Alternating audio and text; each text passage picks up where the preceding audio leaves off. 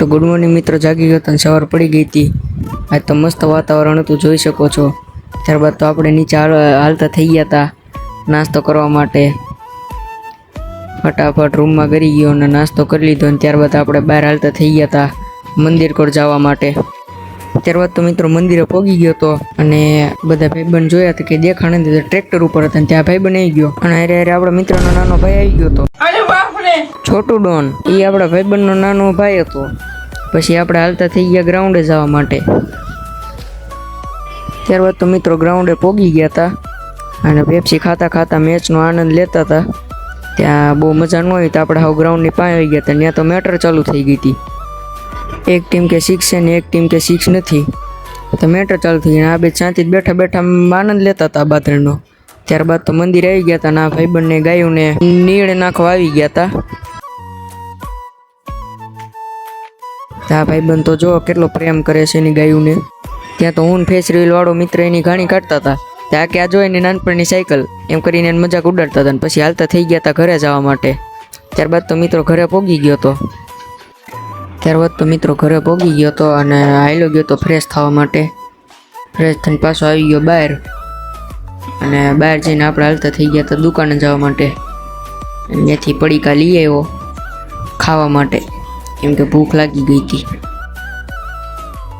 પછી ઘરે પહોંચીને પડીકા ખાઈ લીધા ને પછી આપણે હાલતા થઈ ગયા હતા મંદિર કોર જવા માટે।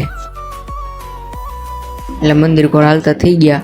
પછી મંદિરે જોયું તો આ બધા રમતા હતા ને આ ભાઈબંધ જોતો તો રીલ। ગાંડીગીરનો હાવસ બેટિંગ કરતો હતો।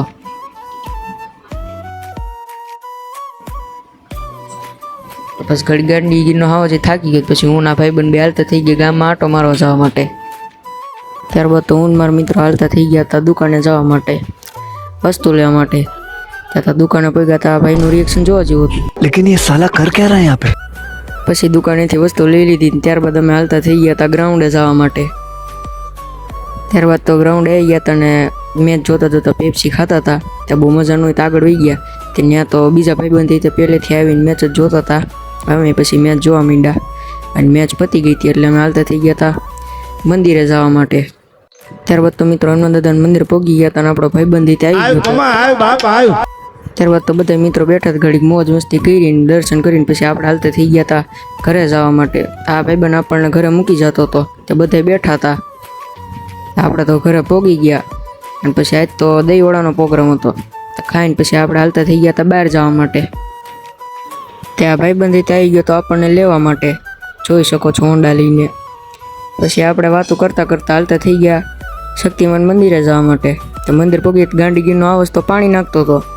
પછી ખબર પડી કે કાલ માંડવો છે એટલે આ મામાને ગાંડીગીરનો હાવસ બી થઈને આ સાફ કરતા હતા। ત્યાં આ ભાઈબંધને ઘણા દિવસો પછી એના મામાને ઘરેથી આવી ગયો હતો। ત્યારબાદ તો હું ના મામા બે હાલતા થઈ ગયા હતા દુકાને જવા માટે। દુકાને આવી ગયા પછી વસ્તુ લઈ લીધી। ત્યારબાદ તો હું ઘરે આવી ગયો હતો અને પછી આજનો મારો મિની વ્લોગ અહીં સુધી હતો। ગુડ બાય ને ગુડ નાઇટ।